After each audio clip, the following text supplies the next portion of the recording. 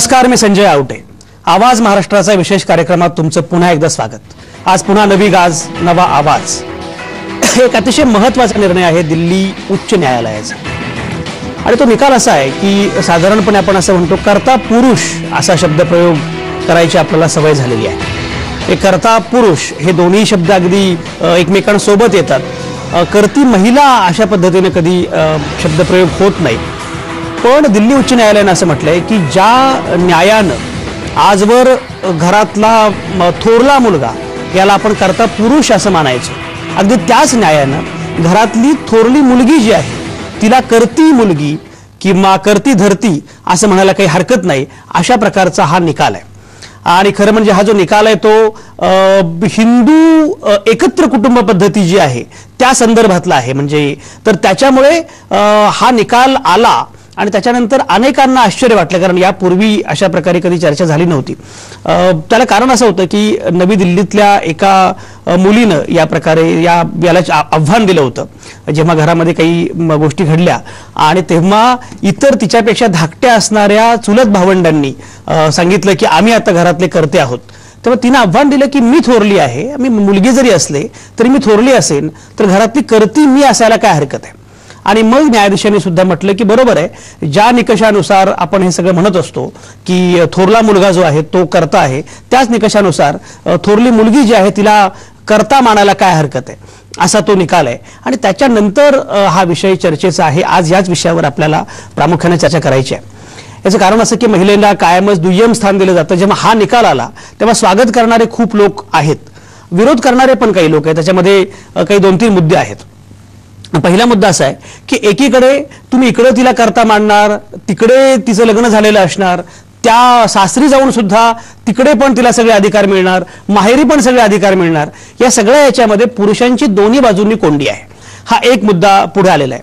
दुसरा मुद्दा असा आहे की मी कर्ता म्हणजे लगेच इस्टेटीचा वाटा केवळ एवढाच नाही, पण तरी दुसरा पण मुद्दा पुढे आलेला आहे की तुम्हाला इकडेही हक्क असणार, सासरी हक्क असणार, माहेरी हक्क असणार, त्याही घरावर हक्क, याही घरावर हक्क. या सगळ्यामध्ये जर बाईनं ठरवलं तर ती पुरुषाची कोंडी करू शकते. मग इकडे भावांची असेल, तिकडे नवऱ्याची असेल. अनेकदा असं होतं की लग्न झालं समजा आणि अगदी आता मोठे उद्योजक घर असेल किंवा खूप इस्टेट असेल तर तो मुद्दा वेगळा आहे. पण काही वेळा असं असतं की खरंच भावांची अवस्था तशी बिकट असते आणि त्यामध्ये पुन्हा बहिणीने येऊन जर मी करता आहे असं सुरुवात केली, तो हक्क सगळा हे केला, तर मग त्या भावांनी काय करायचं, असा हा सगळा मुद्दा होता. त्याला एक महत्वाचा मुद्दा जो न्यायालयीन जी गोष्ट आहे ती अशी आहे की कर्ता म्हणजे तिला केवळ इस्टेटीतला वाटा असं नाही, वाटा सगळ्यांनाच मिळणार, तो स्त्री पुरुष बहीण भाऊ सगळ्यांना मिळणार. पण कर्ता याचा प्रामुख्याने अर्थ असा आहे की डिसिजन मेकिंग मध्ये तिचं असणारं स्थान, निर्णय प्रक्रियेमध्ये तिला अधिकार. एका अर्थानं ही मॅनेजरियल पोस्ट आहे, एका अर्थानं ही एक्झिक्युटिव्ह पोस्ट आहे की सगळ्या निर्णय प्रक्रियेमध्ये. आणि ही निर्णय प्रक्रिया म्हणजे काय तर प्रामुख्यानं आर्थिक निर्णय घेण्याची जी क्षमता आहे किंवा जो अधिकार आहे तो अधिकार तिला असणार. अशा सगळ्या संदर्भामध्ये याची चर्चा आणखी होऊ शकते. याचा नक्की अर्थ काय, याचे परिणाम काय वगैरे वगैरे. पण हा निर्णय अत्यंत महत्वाचा आहे. म्हणजे लँडमार्क वर्डिक्ट असं वर्णन या निकालाचं केलं गेलेलं आहे. उच्च न्यायालयाचा हा निकाल आहे, सर्वोच्च न्यायालय आणखी त्या संदर्भात काही भूमिका घेईल, पण हा निकाल अतिशय महत्वाचा आहे. याच निकालाच्या अनुषंगाने आपल्याला चर्चा करायची आहे की मुलगी सुद्धा कर्ती धरती आहे का, तिला सुद्धा कर्ता मानायचं का कुटुंबातला, आणि मग या न्यायानं पुढे काय काय घडू शकेल, हा निकाल किती महत्वाचा आहे, ही सगळी चर्चा आपल्याला आज करायची आहे. आणि ही सगळी चर्चा करण्यासाठी माझ्यासोबत नेहमीप्रमाणे आहेत नामवंत पाहुणे. माझ्या शेजारी बसलेले आहेत निवृत्त न्यायाधीश ॲडव्होकेट व्ही.पी. पाटील.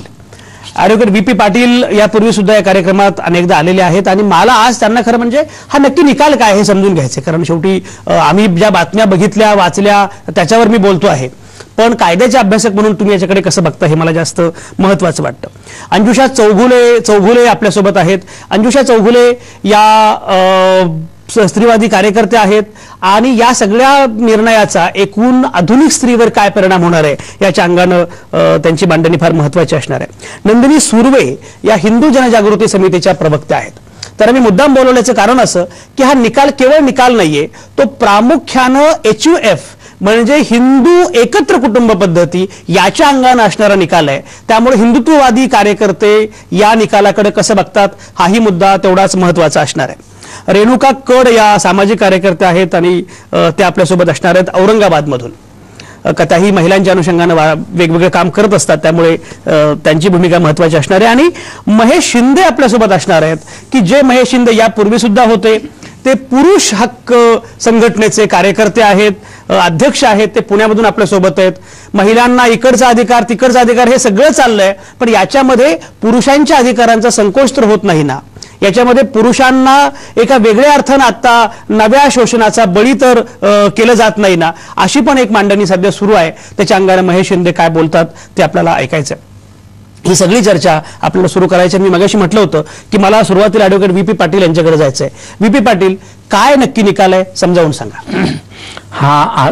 आताच आपल्याकडे कुणाकडे त्या निकालाची प्रत आलेली नाही, पण आपण जे आता बोललात आणि जी न्यूज आलेली आहे त्याच्या आधारे एवढंच आहे की HUF हिंदू अनडिवायडेड फॅमिलीमध्ये जर मुलगी मोठी असेल तर तिला तो हक्क का असू नये. म्हणजे जसं इक्वॅलिटी बिफोर लॉ आर्टिकल 14 आहे कॉन्स्टिट्यूशनमध्ये, त्याच्याप्रमाणे मुलगा आणि मुलगी यात फरक करता येणार नाही तुम्हाला, कुणालाच करता येणार नाही. आणि तिचं जे स्थान आहे ते तिला मिळालंच पाहिजे. तर तो फक्त तिच्या जेंडरमुळे तिला हे करायचं नाही, फॅमिली ती दुय्यम असं नाही करता येणार.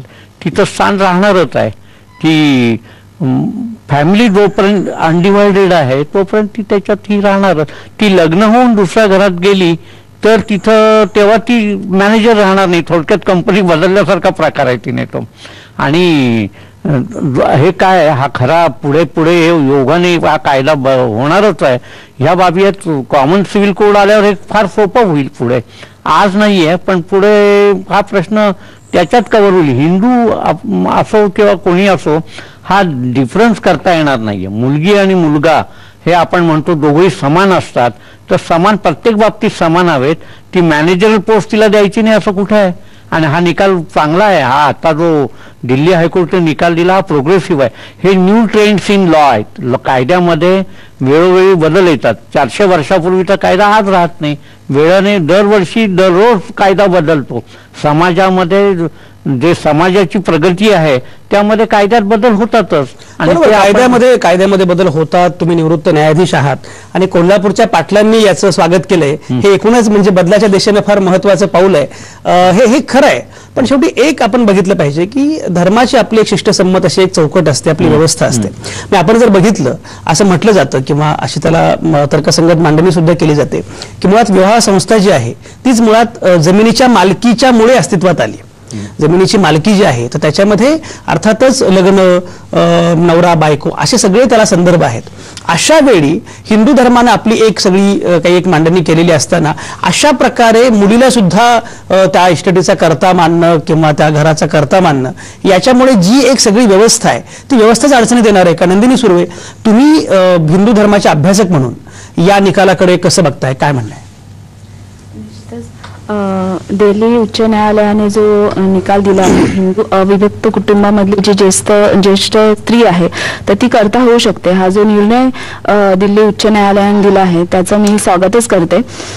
खूप चांगला निर्णय आहे. समस्त जवळ महिलांना आनंद म्हणजे दिलासा देणारा असा हा निर्णय आहे, त्याचं मी स्वागत करते.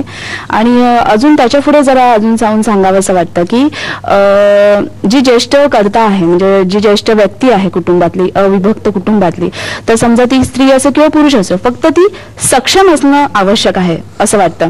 म्हणजे यापुढे जाऊन म्हणजे या न्यायालयाचं आम्ही स्वागतच करतो, पण यापुढे जाऊन ती जी व्यक्ती आहे, जो कर्ता आहे, तो सक्षम असला पाहिजे. म्हणजे उदाहरण सांगायचं झालं तर म्हणजे दूरवर्तनी असू नये. उदाहरण मी सांगते, जर महाभारतामध्ये सुद्धा धृतराष्ट्र हे ज्येष्ठ होते पण तरीही त्यांचा धाकटा भाऊ पंडू यांना राजा करण्यात आलं. म्हणजे इथे सांगण्याचा दृष्टिकोन आहे की यापुढे जाऊन हा कायदा, हा जो निर्णय तो योग्यच आहे, स्वागतच आहे, पण त्याही पुढे जाऊन ती जी ज्येष्ठ व्यक्ती आहे, मग तो स्त्री असो, मुलगा असो किंवा मुलगी असो, ती सक्षमही असलं पाहिजे, हेही तितकंच स्वागत केलं पाहिजे. आणि मुळातच याला जर धर्मशास्त्र दृष्टिकोन जरी बघितला तरी आज मनुस्मृतीने सुद्धा आपल्या हिंदू समाजामध्ये मुलीला वारसा अधिकार मान्य केल्याने तो तिला मिळाला पाहिजे अशी सुसंबद्ध अशी योग्य भूमिका मनुस्मृतीनेही घेतलेली आहे. त्यामुळे मला तर वाटतं हिंदू धर्माने सदैव एक पाऊल पुढेच आहे. तर उदाहरणं भरपूर आहेत. म्हणजे जसं काही आपण जेव्हा शहाजीराजे कर्नाटकला जायचे तेव्हा राज्यकारभार राजमाता जिजाबाई सांभाळायच्या. अहिल्याबाई होळकर या सुद्धा उज्जैन इंदोर इकडच्या समस्त बहुतेक ज्या मंदिरं होती त्याच्या त्या विश्वस्त होत्या, त्या अहमदनगर जिल्ह्यातल्या होत्या आणि त्याचाच वारसा आज जणू काही शनी शिंगणापूर मधल्या ज्या विश्वस्त महिला आहेत त्या वारसा आहेत. म्हणजे त्याच्या आपण सांगू शकतो म्हणजे एक हिंदू धर्माने असं म्हटलं ना तर स्त्रीला कधी कमी नंदिनी सुर्वे तुमचा मुद्दा लक्षात आला. नंदिनी सुर्वे ऐका तुमचा मुद्दा पोहोचल्याचा अतिशय महत्वाचा मुद्दा की त्यांनी स्वागत केलंय. महेश मला सांगा की ज्या पद्धतीनं ही सगळी चर्चा सुरू आहे की एकीकडे जेव्हा लग्न होतं तेव्हाही पत्नीला तो सगळा अधिकार आहे, तिचं घर आहे, समान अधिकार आहे, सासरकी सगळी जी काही मालमत्ता असेल त्यात अधिकार आहे, इकडे माहेरची जी मालमत्ता आहे त्यात सुद्धा अधिकार आहे. पण लग्न झाल्यानंतर ते जाईल किंवा नाही याच्याबद्दल सुद्धा काही स्पष्टता नाहीये. पण हे सगळं जे आहे याच्यामध्ये हे खरंच महिलांच्या सक्षमीकरणाचा प्रयत्न आहे की याच्यामुळे वरचेवर का? आत्ता एक लक्षात घ्या, मी आत्ता महिलांची अवस्था शोचनीय आहे, वाईट आहे म्हणून हे बरं वाटेल, पण जेव्हा खरंच काळ जाईल तेव्हा हे जे कायदे आहेत किंवा हे ज्या गोष्टी आहेत त्या जरा उफराट्या होतील किंवा काही गडबड होईल असं वाटतं का? महेश शिंदे, तुम्ही पुरुष हक्कांच्या नजरेतून बघताना या निकालाकडे कसं बघताय, काय म्हणणं आहे?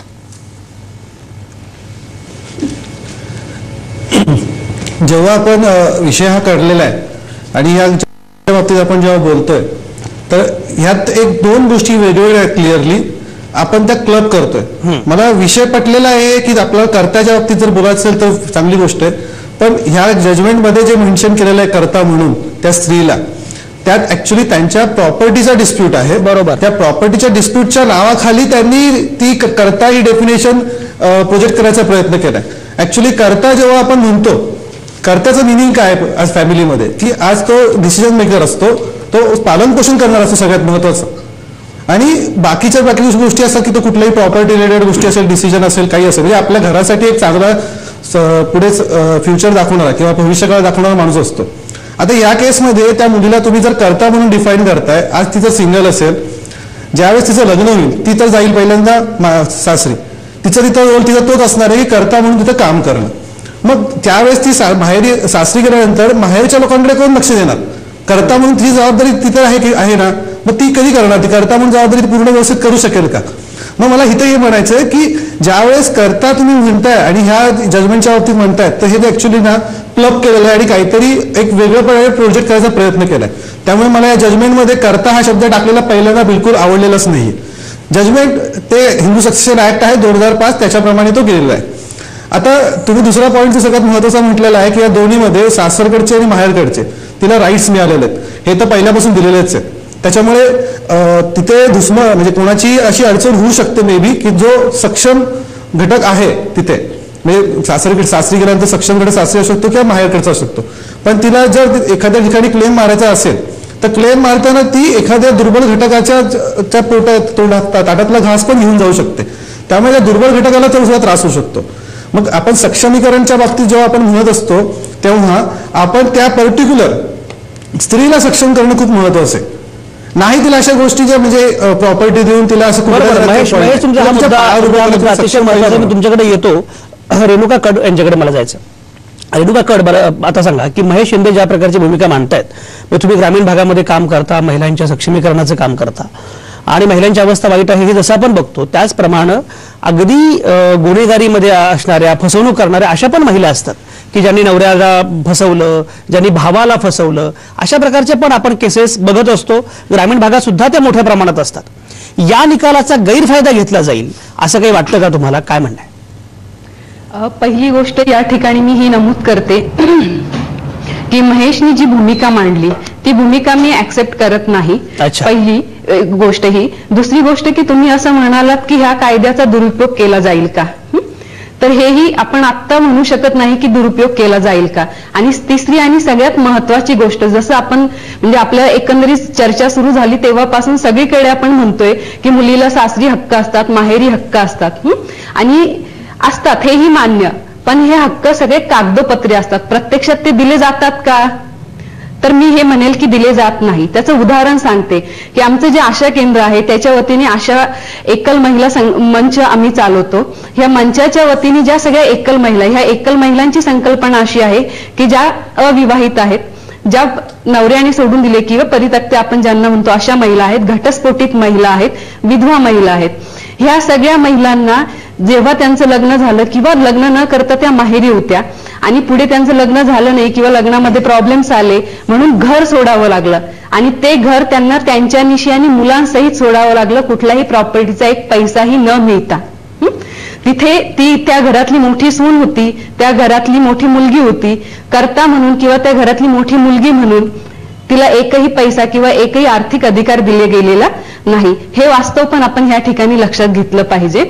आणि आता मान्य दिल्ली हायकोर्टाने जो निर्णय दिलेला आहे तो अगदी मान्य आहे, तो आणि तो आपण मान्य करायला हवा.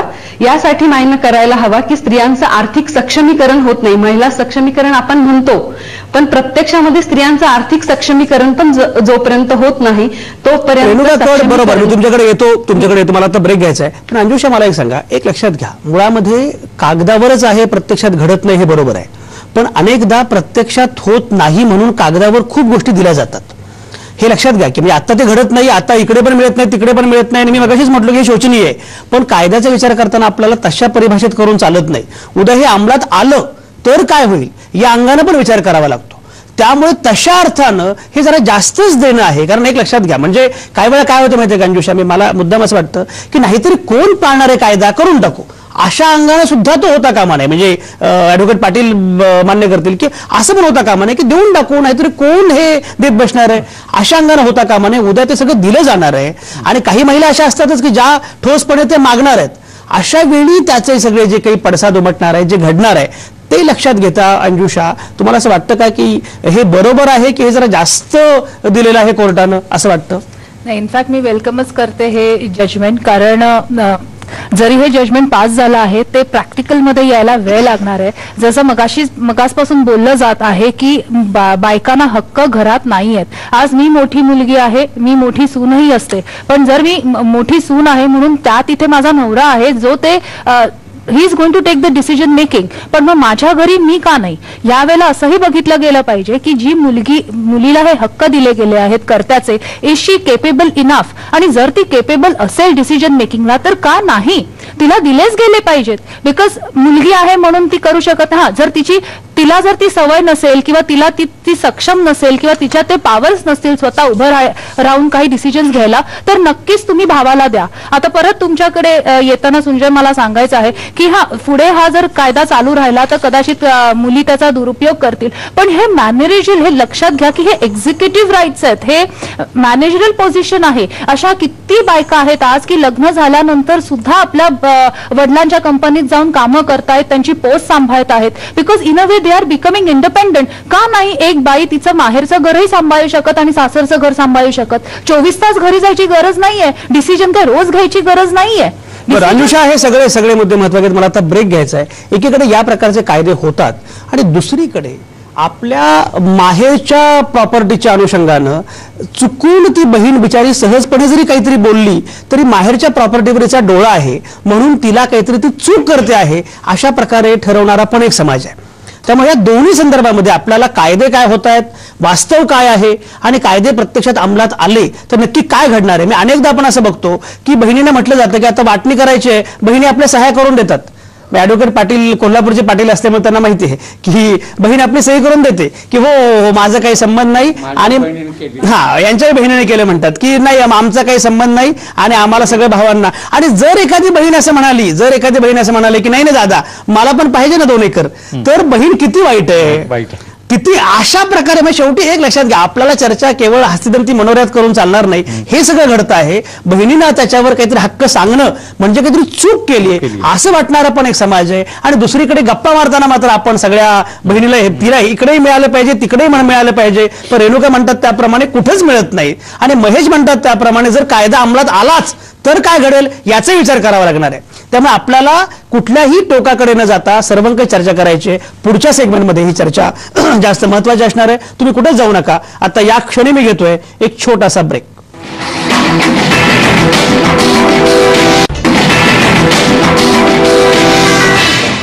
तुमचं पुन्हा एकदा स्वागत. आपण चर्चा करतो आहोत की कर्ता पुरुष याच्या ऐवजी करती महिला असायला काही हरकत नाही असं दिल्ली उच्च न्यायालयाने म्हटलंय. मी आता अलीकडचा शब्द वापरायचा तर कारभारी, तर बाई कारभारी व्हायला काही हरकत नाही अशा प्रकारे उच्च न्यायालयाने म्हटलंय. ती होऊ शकते, पण त्याला अनेक पदर आहेत, अनेक मुद्दे आहेत. आणि ब्रेकवर जाण्यापूर्वी आपण असं म्हणत होतो की प्रत्यक्षामध्ये कायदे काही असले तरी खरं घडतं काय. म्हणजे ॲडव्होकेट पाटील मला मगाशी ब्रेकमध्ये सांगत होते की दोन्ही घरची पाहुणी उपाशी अशी अवस्था बाईची होती. म्हणजे तिला माहेरच्या ह्याच्यामध्ये काही फार लुडबुड करता येत नाही. आणि मगाशी म्हटल्याप्रमाणे समजा जर एखादी बहीण भावाच्या इस्टेटीबद्दल, वडिलांच्या इस्टेटीबद्दल काही बोलायला लागलीच तर ती किती वाईट आहे आणि किती बिघडलेली आहे अशा प्रकारे चर्चा होते. आणि इकडे नवऱ्याच्या याच्यामध्ये सुद्धा तिला तसा काही फार मोठा एक्झिक्युटिव्ह काही रोल असतो असं काही दिसत नाही. पण कायदे मात्र आहेत. या सगळ्या अनुषंगानं आपण मगाशी ब्रेकवर जाण्यापूर्वी चर्चा केली. महेश, मला सांगा की ही सगळी चर्चा सुरू आहे, हे मान्यच आहे की आत्ता बहुतांश केसमध्ये हे तुम्ही मान्य कराल, जरी तुम्ही पुरुष हक्क संघटनेचे असलात तर तुम्ही हे मान्य कराल की हो, बहुतेक केसेसमध्ये आता महिलांना काही या प्रकारचे अधिकार माहेरचे सासरचे मिळत नाहीत वगैरे, बरोबर आहे. पण कायदे होत आहेत आणि जर उद्या या प्रकारच्या कायद्यांचा दुरुपयोग करायचं ठरवलं, आजही तो होत नाहीच असं नाही, कमी प्रमाण आहे, पण मोठ्या प्रमाणात झाला तर हे जरा अडचणीचं आहे, पुरुषांची अडचण होणार आहे असं काही वाटतं का? आज ना प्रत्येक गोष्टीला काय होतं माहिती आहे का, की कुठलाही कायदा स्त्रीसाठी जेव्हा बनवला जातो आणि बनवताना असं दाखवलं जातं की पुरुष म्हणजे पारंपरिक चाललेल्या पुरुषांच्या जाचामुळे आपल्याला असा कायदा बनवावा लागला. म्हणजे बऱ्याच वेळा फक्त यासाठी पुरुष जबाबदार आहे का, मला मोठा क्वेश्चन मार्क आहे. पहिलं, आपली पूर्ण समाज पण जबाबदार आहे. एक साधं एक्झाम्पल आहे, रस्त्यामध्ये एक स्त्री आणि पुरुष भांडण करतायत, पुरुषाने एका स्त्रीच्या कानाखाली मारली तेव्हा म्हटलं जातं की किती पुरुष नालायक आहे, अत्याचार करतोय. आणि दुसऱ्या केसमध्ये काय होतं की एखाद्या त्या स्त्रीने पुरुषाच्या जर कानाखाली मारलं तर असं म्हटलं जातं की पुरुषाचीच काहीतरी चूक आहे. म्हणजे दोन्ही ठिकाणी तुम्ही पुरुषालाच क्रिमिनल धरलं जातं पहिल्यापासूनच. आता कायदा जेव्हा आपण बनवायचं म्हणताय, कायदा बनवा, चांगल्या गोष्टीसाठी कधीही बनवा, माझं कधीही वेलकम असेल गोष्टीसाठी. पण कायदा बनवताना त्याचा मिसयूज झाल्यानंतर त्या माणसाला शिक्षा ठेवा जात. म्हणजे त्याला कमीत कमी 100 विचार करेल की तो कायद्याचा वापर करायचा आहे, मला काहीतरी घ्यायचं या गोष्टीतनं, तर मग जर माझ्याकडून काही चूक झाली किंवा मी कायदा दुरुपयोग करतो मला शिक्षा होऊ शकते, ह्याचा त्याला जरा बसू दे त्या माणसाला. कायदा तो बनलाच पाहिजे या सगळ्या गोष्टींसाठी, छोट्या छोट्या गोष्टी. मग अशी एक मॅडम म्हणत होत्या की भरपूर अशा स्कीम्स आहे म्हणजे महिला सक्षमीकरण करण्याची खूप गरज आहे. 2014-15च्या बजेटमध्ये 38,000 कोटी रुपये महिलांच्या आणि महिलांसाठीच फक्त राखीव ठेवले होते. त्याचा कितपत यूज झाला, काय यूज झाला, त्यांनी गव्हर्नमेंटला नक्की विचारावं. कारण ह्या गोष्टी नुसत्या बोलण्यात, कागदावर बोलण्यात अर्थ नाही. तुमचं एक्झिक्युशन खूप महत्वाचं आहे. जर तुम्ही स्त्रियांच्या पर्टिक्युलर स्त्रियांसाठी आणि स्त्रियांच्या सक्षमीकरणासाठी काम करत असाल तर त्या जेवढा फंड आहे काय झालं प्रत्यक्ष, बरोबर आहे महेश, प्रत्यक्ष घडलं पाहिजे. ॲडव्होकेट VP पाटील, मला सांगा, म्हणजे तुम्ही आता या प्रकारचे अनेक इस्टेटीचे वाद किंवा काय जवळून बघितलेले आहेत, सोडवलेले आहेत. आणि मगाशी मी तुम्हाला म्हटलं की तुम्ही कोल्हापूरचे आहात, त्यामुळे अगदी प्रत्यक्षही काही गोष्टी जवळून अनुभवल्या असतील. तर या सगळ्या याच्यामध्ये महिलांची जी एक बाजू आहे ती तुम्ही कशी बघितली अशा केसेसमध्ये, किंवा काय काय वाटतं? माझ्या व्यक्तिगत बाबतीत मी थोडंसं उदाहरण देऊ नये तशी, पण एक दिल्याशिवाय मला पुढे जाता येणार. माझ्या आईने मला विचारलं होतं मरणापूर्वी तिच्या नावावरची जी काही प्रॉपर्टी त्यात मी सोडले, तिच्या हयातीत ते हक्क सोडले होते. मी घरातल्या ह्याच्यात मी जे का अधिकारवाणीने बोलतो ते मी स्वतः काही घेतलेलं नाहीये त्याच्यात. आणि माझ्याकडे माझ्या बहिणीविषयी, बहीण आर्किटेक्ट आहे, म्हणजे कोल्हापूरमधली पहिली आर्किटेक्ट, तिला माझ्या धाकट्या एका मधल्या भावाने तिची सही कोऱ्या कागदावर मागितली, केली तिने हक्क सोडण्यासाठी. असे प्रकार घरोघर दिसतात. हे मी माझं व्यक्तिगत उदाहरण सांगतो तुम्हाला. असं होतं, महिलांना जे आहे ते दाखवावं कोणी, मी असं बहिणीला चांगली वागणूक दिली असं किती लोक आहेत, कोणी सांगू शकत नाही. आणि मी स्वतःच सांगतो हे उदाहरण. त्यांनी कोऱ्या कागदावर घेतली, तिला धक्का बसला माझ्या बहिणीला की काही फार मोठी प्रॉपर्टी असं नाही भाग, पण किती छोटी असली प्रॉपर्टी तरी तिचा हक्क होता आणि तो तिला डावलला गेलाय. रेणुका कड, मगाशी तुम्ही सांगत होतात की दोन्ही घरची पाहुणी उपाशी, तिला इकडेही मिळत नाही तिकडेही मिळत नाही. आणि आता ॲडव्होकेट पाटील सांगतायत की बहिणीला नुसतं म्हटलं जातं कागदावर आहे, प्रत्यक्षात मात्र तिला तो वाटा दिला जात नाही, असंच सगळीकडे चित्र आहे. रेणुका कड, तुम्ही मगाशी काही निरीक्षण सांगत होता, काय तुमचं म्हणणं काय? यामधलं पहिलं निरीक्षण मी असं सांगेल की आमच्या संस्थेच्या वतीने लिंगभाव विषयक युवकांची भूमिका काय आहे या अनुषंगाने अभ्यास करण्याचा प्रयत्न केला होता 2014 मध्ये. आणि त्यातला पहिला प्रश्न असा होता की मुलांना लग्नानंतर पहिलं अपत्य हे मुलगी झालं तर चालेल का? तर त्यातल्या 60 ते 70% मुलांनी, युवकांनी असं सांगितलं होतं की पहिलं अपत्य हे मुलगी झाले तर चालणार नाही, चालेल पण किमान एक मुलगा तरी असला पाहिजे. दुसरं त्यातलं फाइंडिंग असं होतं की मुलांनी असं सांगितलं, म्हणजे त्यांना विचारलं होतं की लग्नामध्ये तुम्ही हुंडा न घेता लग्न करणार का? तर सगळ्या मुलांनी सांगितलं की नाही, आमच्या शिक्षणाला पैसा लागला, आम्हाला वाढवण्यासाठी पैसा लागला आणि त्याच्यासाठी आम्हाला हुंडा हा घ्यावाच लागेल. आणि दुसरी गोष्ट, आम्ही जो हुंडा घेतो तो जी मुलगी आमची जीवनसाथी म्हणून, आमची पत्नी म्हणून तिच्यासाठीच तो आम्ही वापरतो. तो म्हणजे ही आत्ताच्या युवकांची, 21व्या शतकातल्या युवकांची भूमिका आहे. दुसरं, आता म्हणजे महेश जे बोलले की बाईला म्हणजे कानाखाली मारत असेल तर सांगतात की बाई म्हणजे किती नवरा अत्याचार करतो आणि बाईनी मारलं तरी नवऱ्याचं काही चुकलं असेल असं म्हटलं जातं. तर हे माझं असं मत आहे की हे खोटं मिथक, हा भ्रम पसरवला जातो समाजामध्ये. जेव्हा एखाद्या बाईला समाजामध्ये किंवा 4 चौघामध्ये नवरा मारतो किंवा 4 भिंतीच्या आतही मारहाण करतो, त्यावेळेस बंद दाराच्या मागे जे भांडण चालू असतं आणि जे उघड्यावरती चालू असतं, त्यावेळेस समाजाची भूमिका हीच असते की ते पती पत्नीचं भांडण आहे, त्यामध्ये आपण पडू नये.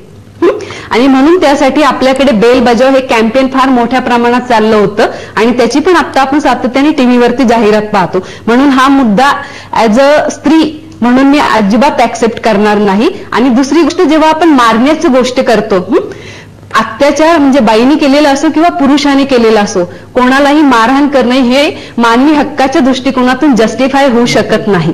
म्हणून ही पण एक भूमिका आपण स्वीकारली पाहिजे की बाईला मारलं तर चालेल किंवा पुरुषाला मारलं तर नाही चालणार, असं आहे का? तर असं नाहीये. आत्ताच पुन्हा मी ह्या सगळ्या गोष्टीच्या अनुषंगाने सांगेल की आता आपण नवीन वर्षाच्या 2ऱ्या महिन्यामध्ये आहोत आणि पुढच्या महिन्यामध्ये पुन्हा महिला दिन येतो आहे. ह्या महिला दिनाच्या दिवशी संयुक्त राष्ट्र संघाने एक विषय दरवर्षी घोषित करते. यावर्षीचा विषयही त्यांनी घोषित केलेला आहे. यावर्षीचा विषय असा आहे की लिंग समानतेसाठी आपण पाऊल उचललं पाहिजे, step it for gender equality. आणि इंटरनॅशनल विमेन ऑर्गनायझेशन आहे, त्यांनी असा विषय घोषित केलेला आहे की प्लेस फॉर पॅरिटी, म्हणजे समानतेसाठी वचनबद्ध आपण असलं पाहिजे. ह्या सगळ्या थीमचं आपण जर बारकाईने वाचन केलं तर ह्या सगळ्या थीम डॉक्टर बाबासाहेब आंबेडकरांनी लिहिलेली भारतीय राज्यघटना, त्याच्यामध्ये जी समानतेचे तत्व सांगितलेले आहे, स्त्री पुरुष एकता सांगितलेली आहे, ह्या सगळ्यांना जोडणारे आहेत. आणि त्या घटनेची आपण अंमलबजावणी प्रत्यक्ष जोपर्यंत दैनंदिन व्यवहारामध्ये होत नाही तोपर्यंत ह्या सगळ्या परिस्थिती, म्हणजे कायदे कितीही आले किंवा करती झाली मुलगी ती होऊ किंवा म्हणजे तिला अधिकार मिळेल का नाही मिळेल, तर ह्या सगळ्या गोष्टी जोपर्यंत होत नाही तोपर्यंत ते अधिकार प्रत्यक्षात अंमलात येईल. बरोबर, अवघड आहे. सगळे तुमचे सगळेच मुद्दे फार महत्वाचे आहेत. मला ॲडव्होकेट पाटील मला सांगा की त्यांनी एक उल्लेख केला हुंड्याचा. आपल्याकडे महिलेचा मालमत्तेमधला हक्क याच्याशी हुंडा जोडण्याचा पण एक प्रयत्न अनेकदा होताना दिसतो की हुंडा म्हणजे काय, तर त्या प्रॉपर्टी मधला तिचा हक्क आहे, मग तो नंतर घेण्याच्या ऐवजी आताच देऊन टाका. अशा प्रकारे पण हुंड्याचं समर्थन करण्याची एक पद्धत आहे, काय तुम्ही सांगाल? आहे ना, की तिला लग्न करून दिलं म्हणजे तिचा हिस्सात थोडक्यात तिचा हिस्सा विकल्यातलाच प्रकार आहे, तिला दिल्यासारखा आहे की तुझा प्रॉपर्टीत हक्क आहेत ना, हे घेऊ, लग्नासाठी तुझ्या लाख खर्च केला त्यात तुझा सेट ऑफ झाला, असं म्हणण्याची प्रवृत्ती समाजात आहे महिलांविषयी. बरोबर. आणि महिलांना जे आहे असं त्यांचा जो अधिकार आहे तो निघूनच जातो ना. ते 1 लाख रुपये दिले म्हणजे तू घरात म्हणजे हे जे वन टाइम सेटलमेंट सारखा प्रकार आहे हे अमानुष आहे, अमानुष आहे असं नाही का वाटत? आहे ना, अमानुष आहे. कारण महिलांना जे ट्रीटमेंट ती मुलांबरोबर दिली जात नाही, मुलांबरोबर जी मुलगा आणि मुलगी ह्यात जे आपल्याकडे होत आहे हे गैर आहे.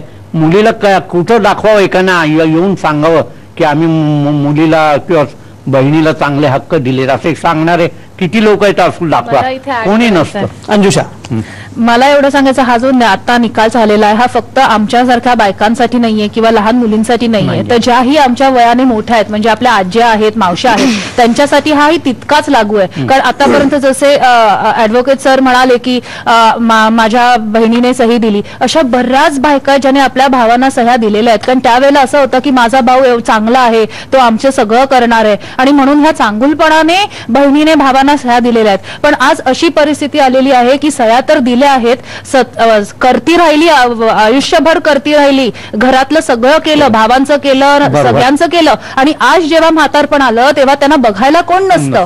मग अशा वेळेला काय त्यांची परिस्थिती होते. तर ह्या सगळ्या बायकांना हे पोचायला पाहिजे की इमटेरियल ऑफ तुमचं वय, ओके, तुम्ही 60 वर्षाच्या, 70च्या, 80चे राहा, तुम्हाला तुमच्या मरेपर्यंत हा हक्क आहे की तुमच्याकडे राईट्स राहिले पाहिजेत, आणि ते कधीही सोडू नका, उगाच सह्या देऊ नका, कारण you are in that position, तुम्ही करते आहात.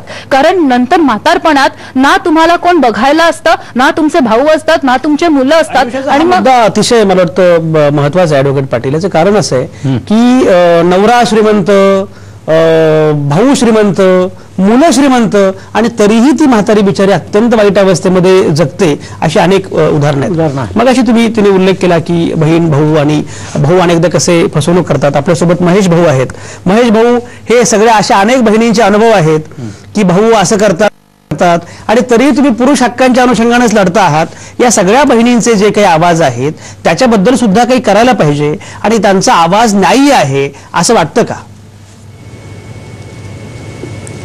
नाही, करायला तर पाहिजेच आहे मी म्हणतो. मग हायकोर्टाने मग खूप मोठं चुकीचं काम केलेलं आहे. त्याने मग त्या मुलीला हक्क देण्याच्या ऐवजी तिच्या आईला द्यायला पाहिजे होता खरं ऍक्च्युली हक्क. तो तिला खरोखर गरज आहे आता की तिला आयुष्यभर केलं म्हणजे तिला रोल दिला पाहिजे होता. बाई मुलगी असू शकते ना तिच्या वडिलांची.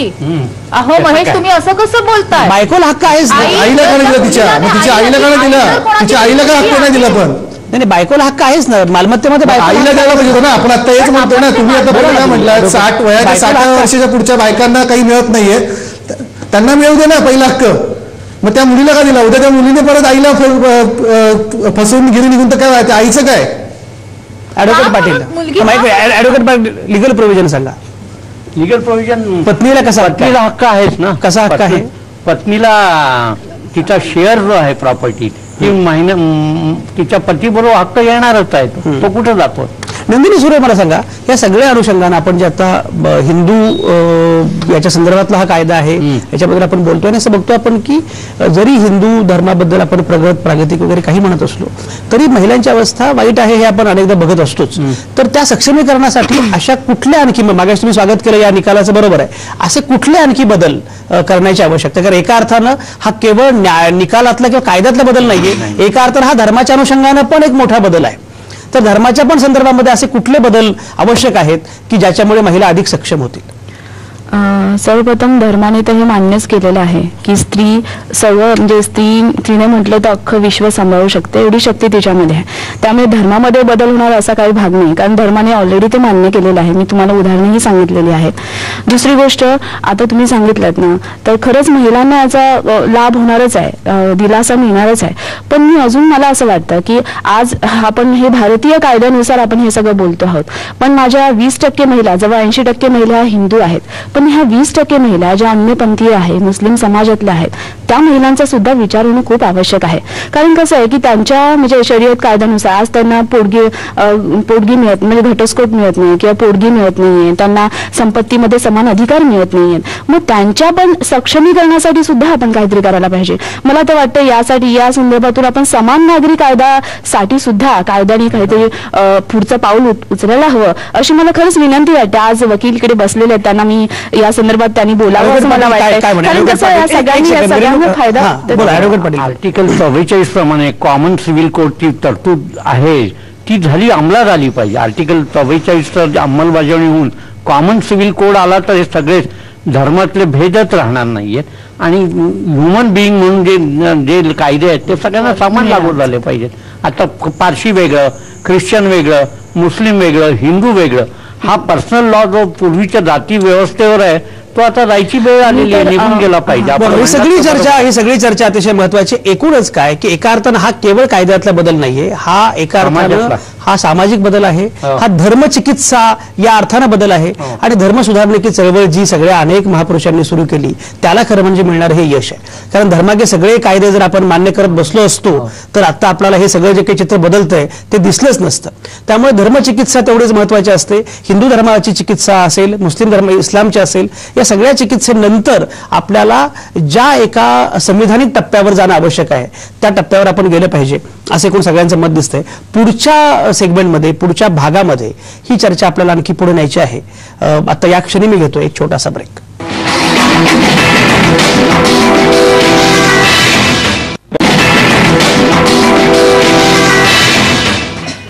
तुमचं पुन्हा एकदा स्वागत. आपण चर्चा करत होतो की कुटुंबाची कारभारी महिला व्हायला काय हरकत आहे. कर्ता पुरुष हे बरेच दिवस ऐकलं आपण, आता कारभारी महिला आणि कुटुंबाची कारभारी ही सगळी चर्चा सुरू झाली कारण दिल्ली उच्च न्यायालयाचा निकाल आला.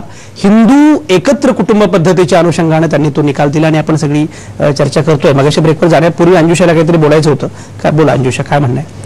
इनफॅक्ट जेवढे आजपर्यंत जजमेंट्स पास झालेले आहेत महिलांसाठी ते कदाचित महिलांना माहिती नाहीये आणि म्हणून मला तर असं वाटतं की त्याच्या अवेअरनेससाठी आपण सगळ्यांनी महिलांनी एकत्र येऊन एक आंदोलन केलं पाहिजे सो दॅट प्रत्येक बाईला कळेल की हा जजमेंट लागू आहे. आणि मला तर प्रत्येक बाईला इकडे सांगायचं आहे की जे काही तुमचा हक्क आहे, तुमचा नवऱ्याकडला असेल, तुमचा माहेरचा असेल, तो प्रॉपर्टीवरचा असेल, तो आत्ताचा कर्ता धर्त्याचा असेल, तो तुम्ही ऑन पेपर घ्या. तो कधीही जाऊन देऊ नका. तो घेतल्यानंतर late your be the decision. मग तुम्ही त्यानंतर काय करायचं हे तुम्ही ठरवा. जर तुमचा नवरा पैसेवाला असला तरी सुद्धा, जर तुमचं माहेरचं घर जरा गरीब असेल तरी सुद्धा तुमचा राईट आहे की नाही, तुम्हाला कोर्टाने तो राईट दिलेला आहे. आणि देवी पाटील, मला सांगा की माहेरच्या मालमत्तेवरचा हक्क आता अंजुषा म्हणते आहे, तर हा एकूण किती समतेचं तत्व म्हणून किती महत्वाचं आहे आणि त्यासाठी महिलांनी काय करायला पाहिजे असं वाटतं? महिलांनी जागृती, ही महिला पहिल्यांदा जागरूक झाल्या पाहिजेत या प्रश्नावर. किती हक्क आहे तिचा, 1 गुंठा आहे, एक जमीन काय आहे, 100 एकर हा मुद्दा नाहीये, तिचा हक्क हा मुद्दा आहे. आणि महिलांच्या हक्कासाठी पूर्ण समाजाने त्यांच्या मागे उभं राहिलं. पुरुष आणि स्त्री सगळ्यांनीच समाजाने उभं राहिलं. समाज म्हणजे फक्त स्त्रिया नाहीत, पुरुषही येतात. आणि कुणीतरी जशी आपली आई असते, आपली बहीण असते, तर त्यांचेही हक्क आहेत. असं नुसतं बायकोच्या हक्कावर आपण जात नाहीये, सगळ्यांचेच हक्क आपल्याला बघायचे आहेत. त्यामुळे समाजाची संपूर्ण जागृती झाली पाहिजे आणि कोर्टात जाण्यापेक्षा हे सामाजिक प्रश्न लोकांनी स्वतःच घराच्या घरात सोडवले गेले पाहिजेत. कोर्ट कामाने ओव्हरबर्डन झाली, त्यातनं निकाल कधी हे फॅमिली मॅटरचे निकाल नातवालाच निकाल मिळतो. खुद्द न्यायाधीश म्हणतात ते बरं झालं. ते लवकर निकाल लागत, कारण ही डिले जो आहे ज्युडिशरीत हा सगळ्यांना मान्य आहे. हा जगभर प्रॉब्लेम आहे, पण भारतात जास्त आहे. रेणुका कड, मला सांगा, आता आंदोलनाचा उल्लेख केला अंजुषा चौगुलेंनी. त्यांचं असं म्हणणं आहे की आंदोलनच केलं पाहिजे आता महिलांनी, की माझा माहेरचा याच्यामध्ये मालमत्तेवर इस्टेटीमध्ये माझा हक्क आहे आणि तो हक्क मी मिळवणारच. स्वराज्य हा माझा जन्मसिद्ध हक्क आहे आणि तो मी मिळवणारच. या लोकमान्यांनंतर आता आपल्या लोकमान्य अंजुश्री चौगुलेंनी असा नारा दिलेला आहे की माहेरच्या मालमत्तेवरचा हक्क हा माझा जन्मसिद्ध हक्क आहे आणि तो मी घेणारच. असं आंदोलनच महिलांनी सुरू केलं पाहिजे, अशा पद्धतीनं आता अंजुषा बोलत होत्या. रेणुका, किती महत्वाचं वाटतं आणि यासाठी प्रोएक्टिव्हली काय करायला पाहिजे, काय व्हायला पाहिजे? अंजुषा जे म्हणाली ते अगदी बरोबर आहे. आंदोलन उभारलं पाहिजे आणि आंदोलन उभारण्याच्या अगोदर स्त्रीप्रमाणेच जसं स्त्री सक्षमीकरण आपण हे मुलींना शिकवतो, किशोरवयीन मुलींसाठी आपल्याकडे वेगवेगळे कार्यक्रम आहेत, महिलांसाठीचे वेगवेगळे कार्यक्रम आहेत, बचत गटाच्या माध्यमातून अनेक अवेअरनेसचे प्रोग्राम राबवले जातात, अंगणवाडी सेविकांच्या जे काम आहे त्याच्यामध्ये पण सासू सुनांचा गट आहे. असे छोटे छोटे आणि खूप मोठे महत्वपूर्ण उपक्रम आपल्या शासनाच्या वतीने आणि स्वयंसेवी संस्थाच्या वतीने राबवले जातात. स्त्रियांना माहेरच्या संपत्तीमध्ये हक्क मिळाला पाहिजे किंवा माहेरच्या तिचा जो काही हक्क आहे, मग तो 1 रुपयाचा का असेना किंवा 1 करोडचा का असेना, तो मिळाला पाहिजे. तसाच तो सासरचा सुद्धा मिळाला पाहिजे. आणि याच्यासाठी आंदोलन करण्याच्या अगोदर स्त्रियांना जसं आपण सांगतो की तू सक्षम झालं पाहिजे, तसं पुरुषांना सुद्धा सांगितलं पाहिजे की स्त्री तुझ्या घरातली जी आहे तिचे सुद्धा अधिकार आहेत आणि ते तू ऍक्सेप्ट केले पाहिजे. आपल्या सगळ्या चर्चेमध्ये एक मुद्दा आला होता की हुंडा दिला म्हणजे मुलीचा आपण प्रॉपर्टी मधला राईट दिला. ही भूमिका पण ह्या ठिकाणी किंवा हा त्यातला डाव सुद्धा मी असं म्हणेल लक्षात घेतला पाहिजे की मुलाचं जेव्हा लग्न होतं तेव्हा त्याच्या घरातही हुंडा येतो, तो पण भाग आपण या ठिकाणी पाहायला पाहिजे. दुसरं महत्वाचं की मुलीला 2 लाख 3 लाख किंवा आपण असं म्हणू की घरात 50 हुंडा लाख येतो म्हणजे रुपये घरात हुंडा येतो म्हणजे हुंडा नवरा मुलगा जो असतो तो काही बिना हुंड्याचं मुलीशी लग्न करत नाही, तो हुंडा घेतो. नाही एक लक्षात घ्या, अशा ज्या प्रॅक्टिसेस आहेत त्या तुम्ही गृहीत कसे काय धरता म्हणजे नाही, गृहीत नाही, हे मेजॉरिटी बोलते आहे. ठीक आहे. आणि पण तुम्हाला नाही पण तुम्हाला चर्चा करताना जे गृहीत ज्या चुकीच्या वाईट प्रॅक्टिस आहेत त्या गृहीत धरून पुढे मांडणी नाही करता येणार ना. बेकायदा बाब आहे ते बेकायदेशीरच आहे ना, ते घेतात हा वेडेपणा आहे म्हणजे त्याला काही नाही अगदी तो वेडेपणा आहे, त्या चुकीच्या प्रॅक्टिसेस आहे, हे सगळं मी मान्य करते. पण ही भूमिका या ठिकाणी मांडणं यासाठी गरजेची आहे की आपण जे म्हणतो की मुलीला हुंडा दिला म्हणजे तिचा प्रॉपर्टी मधला हिस्सा संपला, तसं मुलाकडे सुद्धा तो हिस्सा येतो दुसऱ्या मुलीच्या माध्यमातून येतो. पण तो येतं कामा नाही, एक लक्षात घ्या. रिमेंबर सामाजिक काम अकॅडमिकली करता आहात, तुम्हाला मी सल्ला देतो की अशा प्रकारे अकॅडमिकली बोलताना अशा प्रकारच्या चुकीच्या प्रॅक्टिसेसच्या अधिष्ठानावर मांडणी कधीही करता कामा नये, ती टिकणार नाही. बोला पुढे. नाही अगदी अजिबात नाही. सामाजिक काम मी अकॅडमिकली करत नाही, फील्ड मधलंच काम आहे, त्या अनुषंगाने आणि त्या सगळ्या अनुभवाच्या आधारेच बोलती आहे या ठिकाणी.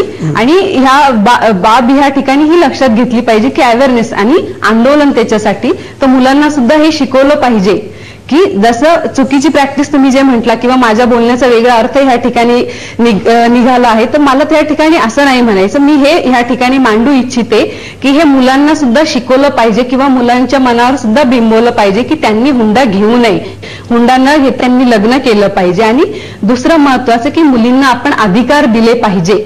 ही भूमिका सुद्धा आपण या ठिकाणी मुलांसोबत इक्वली, मुलगी आणि मुलगा यांच्यासोबत बरोबर इक्वली केली पाहिजे. ऍडव्होकेट पाटील मला सांगा, आणि एका अर्थात जसं त्यांनी आता उल्लेख केला, पण मुळात एक लक्षात घ्या की समजा तुम्हाला अगदी त्या चौकटीत विचार केला तरी सुद्धा समजा एखाद्या तरुणाला असं वाटलं की मला बहिणीला हक्क द्यावा लागतोय, बहिणीला मालमत्तेतला वाटा द्यावा लागतोय, म्हणजे माझं नुकसान होणार आहे, पण आईचं मिळणार आहे ना. मग म्हणजे इन अ वे जेव्हा ती सिस्टीम प्रॅक्टिस म्हणून एकदा रूपांतरित होईल तर तशा अर्थानं काही फार मोठी अडचण होणार नाही. फक्त हा प्रश्न धारणेचा आहे, असं नाही का वाटत तुम्हाला? तसंच वाटतंय. आणि मी हुंड्याबद्दल एकच माझं विधान आहे, जसं लाच देणं आणि घेणं गुन्हा आहे तसं हुंडा देणं आणि घेणं तो प्रश्नच नाही. म्हणजे म्हणून मी म्हटलं रेणुकांना की रेणुका तुम्ही हा असं हे गृहीत धरून जे काही अगदी बोललात की तुम्हाला नाहीतर हुंडा मिळणारच आहे ना, असं म्हणजे हे अगदी इट इज असा उल्लेख होता कामा नाही, म्हणजे काही प्रश्नच नाही. महेशला एक बोलायचं आहे की महेश म्हणतात की बायकांना नवऱ्याकडनं पण मिळतं आणि सासरी पण माहेरी पण मिळतं, पण Mahesh I want to tell you की we have to pay a heavy cost. आम्ही आमचं सगळं सोडून, बायका आपलं माहेरचं सगळं सोडून तुमच्याकडे नांदायला येतात, तुम्हाला आपलं बनवतात, तुमच्या सगळ्या घराण्यासाठी करतात. So is it not a huge price? आणि आम्ही जे काही करतो आम्ही त्याची तुमच्याकडे किंमतही मागत नाही. It is a unpaid thing, you know, we don't ask. But जर आम्हाला दोघीकडनं मिळालं तर काय वाईट आहे? We are paying a heavy cost of living our parents behind. आमचे भावंड, आमची फॅमिली, आम्ही सगळं सोडून तुमच्याकडे येतो ना, पण ती गोष्ट तुमच्या लक्षात येत नाही. फक्त बाईला दोन्हीकडनं मिळतं, त्याच्यामुळे असं होतंय की नवऱ्याकडनं मिळतं म्हणून इकडनं काय मिळत नाही आणि माहेरून मिळतं म्हणून नवऱ्याकडून काय मिळत नाही. मग तिचं मरण नाही आहे का हे? बोला महेश, बोला. आता मी ह्या सगळ्या गोष्टी बोलताना मी काय म्हटलं होतं की जिथं मिसयूज होतोय त्या बाबतीत मी म्हटलेलं. बरोबर. आता हे जनरलाइज करते स्टेटमेंट माझं की बाबा त्याच्या बाबतीत, आणि जिथं खरोखर मिळालं पाहिजे तर मिळालंच पाहिजे, आम्ही कुठं नाही म्हणतोय त्या गोष्टीच्या बाबतीत. आणि जर तुम्ही म्हणताय की आम्ही एक मुलगी जेव्हा सगळं घरातलं सगळे नातेवाईक, आई बाबा मावशी काका भाऊ सगळे सोडतात, तेवढंच त्यांना इकडे पण नातेवाईक मिळतात, मग ते त्यांना तेवढं आपलं का नाही करून घेत? हा एक सगळ्यात महत्वाचा प्रश्न आहे, डिबेटेबल आहे. त्याच्यावर भरपूर नाही, त्याच्याबद्दल आम्ही म्हणजे आम्हाला माहिती आहे, जसे तुमचे अनुभव आहेत तसे आमचे सुद्धा अनुभव आहेत, किती वाईट अनुभव आहेत हे सुद्धा आम्हाला माहिती आहे. आणि तुम्ही दुसरी सर्वात महत्वाची गोष्ट म्हटलात मगाशी की अवेअरनेस म्हटला, तुम्ही आंदोलन केलं पाहिजे. एनसीडब्ल्यू काय करता यासाठी? एनसीडब्ल्यूकडे 5 वर्षापूर्वी एक आरटीआय फाईल केला होता, त्यांच्याकडे जे फंडिंग येतं त्या फंडिंग मध्ये ते 82% खर्च जाहिरातीमध्ये करतात. खरंय, म्हणजे त्यांच्याकडे फंडिंग हे नॉर्मल नसतं, 50 कोटी 100 कोटी असं फंडिंग असतं, आणि त्यातलं जे 82% जाहिरातीमध्ये खर्च करतात. मग तुम्हाला आंदोलन करायची गरज काय? एक तर बाबा ते काही पैसा कुठेतरी दुसरीकडे जातोय, त्याच्यामुळे प्रॉपर अवेअरनेस होत नाहीये, नाहीतर तुम्ही कुठेतरी कमी पडताय. आता मला ऍडव्होकेट सरांनी मला म्हटलं की माझी पण आई आहे, माझी पण बहीण आहे, त्यांच्या हक्कांसाठी मी नक्कीच लढेन. पण ज्यावेळेस कायदा एखादा बनवला जातो तो जेव्हा पर्टिक्युलर एखाद्या बायकोसाठीच बनवला जातो, आणि तो त्यावेळेस बायको एखादी कायद्याचा दुरुपयोग करून माझ्या आईला आणि माझ्या बहिणीला जर त्रास देत असेल, त्यावेळेस हा कायदा कुठे जातो? मगाशी मॅडम मध्ये असं एक म्हटल्या की बाबा तुम्ही 9 मार्चला जेंडर इक्वॅलिटी बोलताय, आज किती वर्ष आले जेंडर इक्वॅलिटी बोलताय तुम्ही? मी म्हणतो 9 मार्चला तुम्ही सगळी शपथ घ्या की आपल्या भारतात पहिल्यांदा एक तरी असा एक कायदा बनवा 9 मार्चला की तो जेंडर इक्वल असला पाहिजे. आणि सर्वात शेवटी मॅडमला म्हणजे हिंदूच्या बाबतीत मी म्हणतोय की आतापर्यंत जेवढे कायद्यांच्या बाबतीत हात लावला गेलाय ना तो सगळ्या हिंदूंच्या कायद्यांच्या बाबतीत हात लावलाय. म्हणजे 80% स्त्रियांच्या बोलण्यासाठी तुम्ही सगळे भांडताय, पण उरलेल्या 20% स्त्रियांसाठी कोणी भांडत नाही. इथं बसलेली एकही माणूस भांडत नाहीये की त्या 20% बायकांच्या हक्कांसाठी आपण बोललं पाहिजे, कारण त्याची तेवढी हिंमत सुद्धा नाही तिकडे जाऊन बोलायची. कारण आपल्याला माहिती आहे की आपल्या इथं आज हिंदूमध्ये जेवढे कायदे बोलले तिथंच फक्त रिफ्लेक्ट करू शकतो. माझ्याकडे एकच मिनिट उरलाय. बाकीच्याही कायद्यांबद्दल आपण चर्चा केली आणि इव्हन आता मुस्लिम लॉच्या अनुषंगाने सुद्धा चर्चा सुरू झालेली आहे. या सगळ्या गोष्टी होत असतात. आपण मगाशी म्हटल्याप्रमाणे प्रत्येकाचा वेग कमी जास्त असेल, पण मुळामध्ये या बदलाच्या अनुषंगाने आता चर्चा सुरू झालेली आहे. ॲडव्होकेट पाटील, आता जे मुद्दे महेशने मांडले, काय म्हणणं आहे तुमचं? महेशने जे मुद्दे मांडलेत, आता त्यांनी एक माझाही उल्लेख केला आई आणि बहिणीबद्दल. आई वारली माझी आणि तिचे सगळे हक्क मी सोडून दिले. तिची प्रॉपर्टी मी अशी उदाहरणं समाजात झाली पाहिजे. आणि बहिणीला मिळालं नाही माझ्या तर मी त्याच्यात भावाने घेतली. मी काहीच केलं नाही. बहिणीला मिळायला हवं होतं. ही माझी व्यथा आहे. बहिणीसाठी मी बोलतोय आणि हा मोठा प्लॅटफॉर्म आम्हाला मिळाला तुमच्या चॅनेलमधून. आज आमचं कोर्टात जाऊन जे काम झालं नसतं ते चॅनेलवर झाल्यामुळे माझ्या बहिणीला थोडासा आनंद होईल. तिची बाजू कुठतरी मांडली गेली. एरवी काय होतं यांच्या होतात की आमचं कोण बघतंय, ते माझ्या बहिणी, कमीत कमी माझी बहीण तरी माझ्यावर आरोप करणार नाही. बरोबर बरोबर बरोबर. ही सगळी चर्चा अतिशय महत्त्वाची. अंजुषा काही बोलायचं? अंजुषा, नाही, मला एवढंच म्हणायचं आहे की आता सगळ्या बायकाने तुमच्यासाठी जजमेंट चांगले पास झालेले आहे, तर प्लीज तुम्ही खंबीर व्हा. घरात जर तुम्हाला कुठेतरी वाटत असेल की आपल्याला न्याय मिळत नाहीये, तर प्लीज तुम्ही सुद्धा त्या पोझिशनला या. तुम्ही तुमच्या हातात काही सूत्र चालवायला घ्या आणि बघा, एक पाऊल पुढे टाकून बघा आणि खरंच खूप तुम्हालाच एक प्रोग्रेसिव्ह जर्नी तुमची. ही सगळी चर्चा अतिशय महत्वाची. प्रत्येकाला आणखी काही बोलायचं आहे, आपला वेळ संपलाय. पण एक असं दिसतंय की सगळ्याच नामवंतांची साधारणपणे एक वाक्यता आहे आणि मान्यता आहे की हो, कारभारी जर मुलगी होणार असेल, त्या घरातली कर्ता म्हणून मुलगी पुढे येणार असेल, तर त्याच्यामध्ये काही गैर नाही. अशीच मांडणी सगळ्यांनीच केली. महेश शिंदे हे पुरुष हक्क संघटनेचे जरी असले तरी महेशचं सुद्धा म्हणणं आहे की हे आम्हाला मान्यच आहे. दुरुपयोग होणार नाही हे बरोबर आहे, ते आम्हाला मान्य आहे. किंवा नंदिनी सुर्वेंनी सुद्धा मुस्लिम आणि बाकी धर्माच्या अनुषंगाने काही घडलं पाहिजे वगैरे अशी त्यांनी एक विस्तारित मांडणी केली. पण मूलतः हा जो निकाल आहे, या निकालाच्या अनुषंगाने मात्र हे बरोबर आहे, याचं स्वागत केलं पाहिजे, अशीच भूमिका मांडली. एकूण दिसते असं की सगळ्यांचंच तेच म्हणणं आहे. पण त्याच वेळी म्हणजे आता कारभारी किंवा काय अशा प्रकारचे नवे कायदे पुढे येत आहेत, त्याच वेळी रेणुका कड आणि बाकीच्या लोकांनी जे मुद्दे मांडले ते तेवढेच महत्वाचे आहेत की नवनवे कायदे येत आहेत की जे महिलांना काहीतरी आणखी नवा अवकाश, नवी जागा, नवी संधी उपलब्ध करून देत आहेत. पण त्याच वेळी जुन्या कायद्यांचं काय, त्या कायद्यांचा मात्र उपयोग होत नाही, ते कागदावरच राहत आहे. त्यामुळे तिला इकडे अधिकार, माहेरच्या प्रॉपर्टीमध्ये अधिकार, सासरच्या प्रॉपर्टीमध्ये अधिकार, घर तिचं, घर दोघांचं, असं सगळं म्हटलं जातं. पण प्रत्यक्षात मात्र ग्रामीण भागामध्ये, शहरी भागांमध्ये सगळीकडे जे चित्र दिसतं ते चित्र विदारक आहे. त्यामुळे ज्या मगाशी अंजुषाने जो उल्लेख केला की अनेक वृद्ध महिलांची अशी अवस्था होते की नवरा श्रीमंत आहे, मुलगा श्रीमंत आहे, भाऊ श्रीमंत आहे आणि ही मात्र बाई बिचारी अक्षरशः तिच्याकडे जेवायला पैसे नाहीत, अशा प्रकारे महिलांची अवस्था होती. मुद्दा जो आहे तो महिलांना अंजुषाने जो उल्लेख केला की माहेरच्या मालमत्तेमध्ये हक्क मागण्यासाठी महिलांनी आता आंदोलनच केलं पाहिजे. मला गरज आहे की नाही हा मुद्दा वेगळा, पण माझा हक्क आहे ना या मालमत्तेमध्ये, तर तो वाटा तुम्हाला दिला पाहिजे. तुम्ही का देत नाही तो? या प्रकारे जी मांडणी आहे, जी भूमिका आहे, ही भूमिका अतिशय महत्वाची आहे. मला असं वाटतं की समतेचं तत्व प्रस्थापित करण्यासाठी अशा प्रकारचे निकाल फार महत्वाचे असतात. अशा प्रकारची चर्चा खूप महत्वाची असते. त्यातून हे अधोरेखित होतं की स्त्री पुरुष दोघे सारखेच आहेत. आणि जर स्त्री एवढ्या खस्ता खाते, एवढं सगळं करते, आपण बाकी सगळं सांगत असतो की स्त्री क्षणभराची पत्नी, आनंदकाळची माता वगैरे वगैरे सगळं म्हणतो, पण मालमत्तेत वाटा द्यायच्या वेळी मात्र मग तिचं मोल आपल्याला जाणवत नाही. ती सगळं खस्ता खाते, मग द्या ना तिला 2 एकर, काय प्रॉब्लेम? तेव्हा मात्र नाही, तू म्हणजे आनंदकाळची माता आहेस, तू खूप कष्ट केलेस, तू खूप सोसलेस, भाऊबीजेला काहीतरी हे घे, राखी पौर्णिमेला साडी घे आणि बाकी मालमत्तेबद्दल मात्र काही बोलू नकोस. मला असं वाटतं की हा जो दांभिकता आहे, ही जी दांभिकता आहे, या दांभिकतेवर प्रहार करणारा असा हा निकाल आहे आणि ही चर्चा पण त्या अनुषंगाने फार महत्वाची आहे. पण महेशचे मुद्दे सुद्धा नाकारता येणार नाहीत की हे सगळं होत असताना आपण नाहक सगळ्या महिला त्याचा अगदी सदुपयोग करतील असं नाही, काही वेळा दुरुपयोगाचे सुद्धा प्रयत्न करतात. त्याच्यावर सुद्धा कायद्यानं लक्ष ठेवलं पाहिजे. हाही मुद्दा अतिशय महत्वाचा. ही खूप चांगली झाली चर्चा. सगळ्या नामवंतांचे अतिशय मनापासून आभार.